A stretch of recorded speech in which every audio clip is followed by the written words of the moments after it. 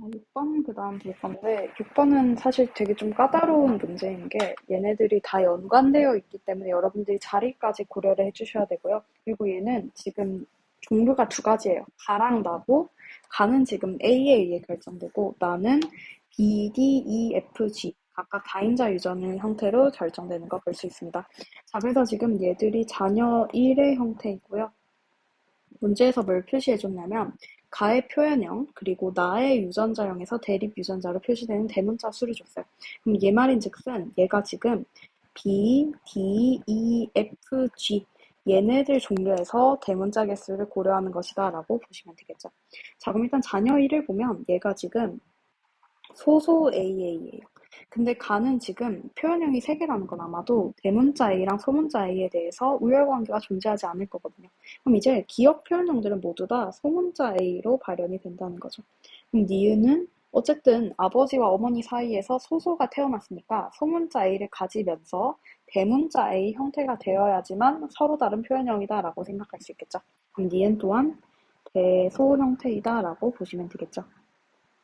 자, 그럼 이제 그 다음에는 나의 유전자형에서 대문자로 표시되는 대립 유전자 수를 볼 건데 일단 자녀 1 같은 경우를 한번 보면 이 사람 같은 경우는 지금 대문자 개수가 여기서 하나, 둘, 셋, 넷, 다섯, 여섯 자녀 1은 대문자 개수가 무조건 6개 또는 7개여야 한다라고 생각을 해주시면 되겠네요.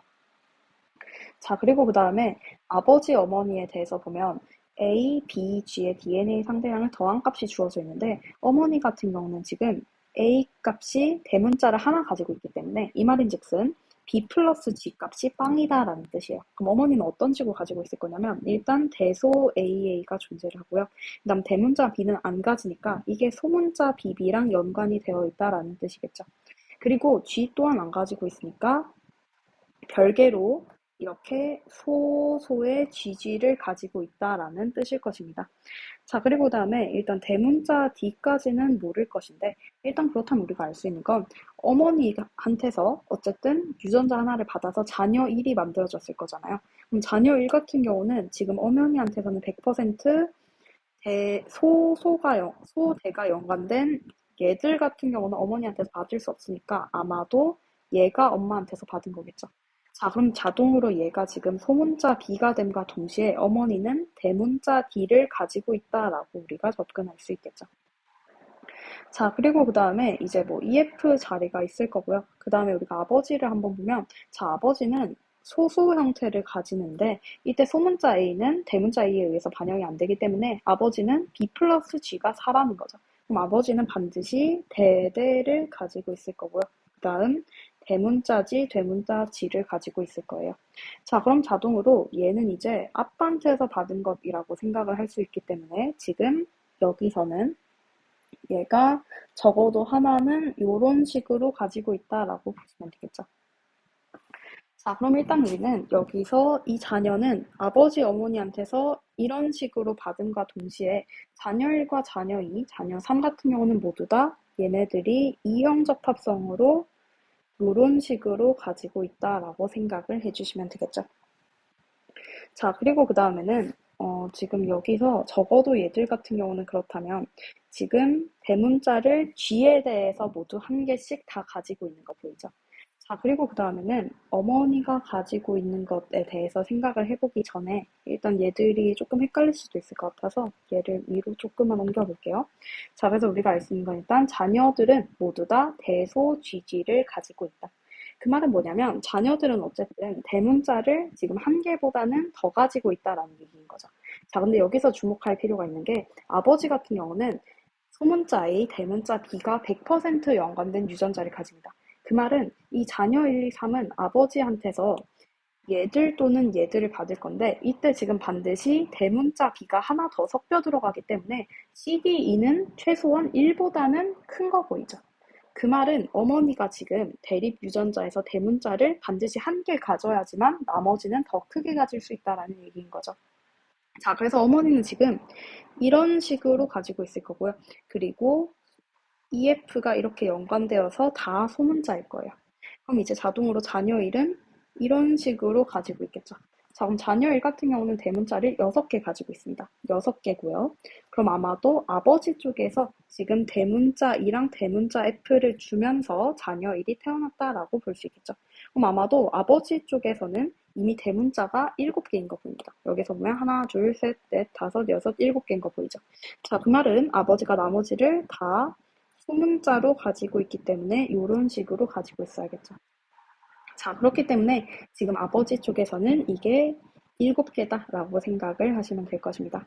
자, 그렇다면 우리는 2 또는 2는 2 또는 3이다라고 생각을 할 수 있고요. 얘들 같은 경우는 지금 2 또는 3이 되기 위해서는 대문자 EF가 연관된 걸 가질 수 없기 때문에 얘들은 모두 다 그냥 EEFF, EEFF 모두 다 소문자 형태로 가지고 있을 거예요. 자, 그럼 이제 자녀 2와 3에 대해서 자녀 2 같은 경우는 소문자 A를 가지고 있기 때문에 어머니한테서 반드시 이런 유전자를 받았을 거예요. 자, 그리고 자녀 3 같은 경우는 지금 대문자, 소문자 하나씩이기 때문에 얘는 어머니한테서 이런 식으로 가졌을 것입니다. 그래서 지금 얘가 엄마 것, 얘가 아빠 거다. 다 엄마 거다. 그래서 엄마가 이형접합성으로 A를 가지고 있으니까 각각에 대해서 나온 거고요. 이때 지금 자녀 3을 한번 보면 지금 얘들은 100% 여기가 소문자 A 자리일 건데 이때 지금 대문자 A, 대문자 B, 대문자 G의 DNA 상대량을 더한 값이 3이래요. 여기 자리가 대문자 B가 되어야겠죠.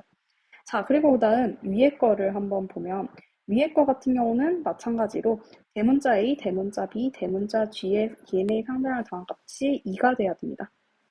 그럼 얘들도 어쨌든 이런 식으로 자리가 들어온다라고 생각을 해주시면 되겠죠.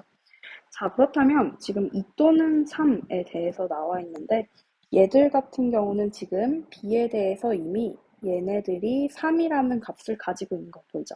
얘들 자리가 반드시 얘가 돼야 되고요. 그와 동시에 얘가 3이 되어야겠죠. 그리고 얘는 지금 대문자를 2개 가지고 있으니까 여기 자리가 무조건 소문자 D가 돼야 되고요. 그래서 2가 되겠죠. 자, 그럼 우리가 보기 한번 보면 A 플러스 2는 9다. 7 플러스 2는 9 맞죠? 기억 맞고요.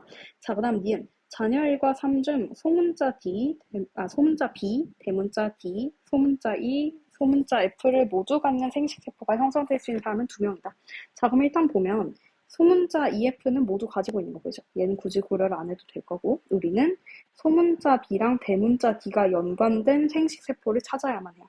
자, 그럼 자녀 1을 한번 보면 자녀 1 같은 경우는 아까 여기서 여기 존재하는 애였으니까 얘는 소문자 B, 대문자 D 같이 있는 거 보이죠? 자, 자녀 2를 보면 소문자 D, 대문자 D 같이 있는 거 보이고요. 여기서는 안 가지고 있죠. 그럼 자녀 1과 자녀 2만 지금 소, 대가 연관된 것을 가질 수 있기 때문에 니에는 맞고요. 자, 그리고 3번, 디귿. 자녀 3의 동생이 태어날 때 이 아이에게서 나타날 수 있는 가와 나의 표현형은 최대 5가지이다. 자, 그럼 우리가 지금 여기서 아버지 거랑 어머니 거만 여기 따로 들고 와서 여기서 생각을 해보면요. 일단 여기서는 어쨌든 대소거나 소소 AA 형태에 의해서 표현형이 결정될 수 있겠죠. 자, 그렇다면 얘들은 어떻게 풀어줘야 되냐면 일단 여기서는 100% 지금 이렇게 적혀 있을 때 일단 A 표현형에 대해서 한번 생각을 해보면 A 표현형은 대소 또는 소소가 있죠. 자, 그러면 대소가 태어날 때는 어떤 표현형이 존재할 수 있냐면 지금 얘들은 이제 가에 대한 표현형이고 우린 여기서 이 표현형이 태어날 때 일단 여기 이 염색체에 의해서 나의 대문자 개수가 몇 개 되는지로 지금 생각을 하는 거예요. 자, 그럼 일단 대소가 될 때는 이렇게 되거나 아니면 이렇게 될 수 있죠.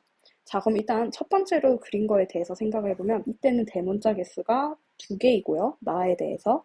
두 번째 케이스에서는 대문자 개수가 1개가 되죠. 자, 그리고 그 다음 소소가 태어날 때는 대문자 개수가 3개거나 혹은 지금 2개가 된다라고 생각을 하시면 되겠죠. 자, 그럼 얘들은 아예 독립되어 있는 형태인 거예요.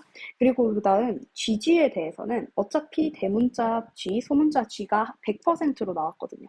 그럼 이제 EF에 대해서는 대문자 개수를 1개 가지거나 2개 가지거나 형태로 나타났죠. 자, 그럼 얘들은 표현형 가짓수가 총 몇 가지가 되냐면 일단 가와 나에 대해서는 얘네들이 0 또는 2, 0 또는 2, 0 또는 2, 0 또는 2, 요 형태로 지금 합쳐지는 거예요. 자, 그럼 얘들은 지금 여기 형태에 대해서 각각의 나 표현형이 총 몇 가지가 되냐면 일단 최소로 가지는 게 한 가지 있고요. 그 다음 두 가지 있는 거 보이죠? 세 가지고도 있고요. 네 가지고 있고요. 그것보다 더 많은 건 없습니다. 그리고 오른쪽에서도 보시면 최소로 가지는 건 두 가지, 그 다음 세 가지 있고요. 그 다음 네 가지 있고요. 다섯 가지 있는 거 보이죠? 그렇기 때문에 이 표현형의 최대 가지수는 다섯 가지가 아니고 총 합쳐서 얘네들 여덟 가지가 되는 거 볼 수 있습니다.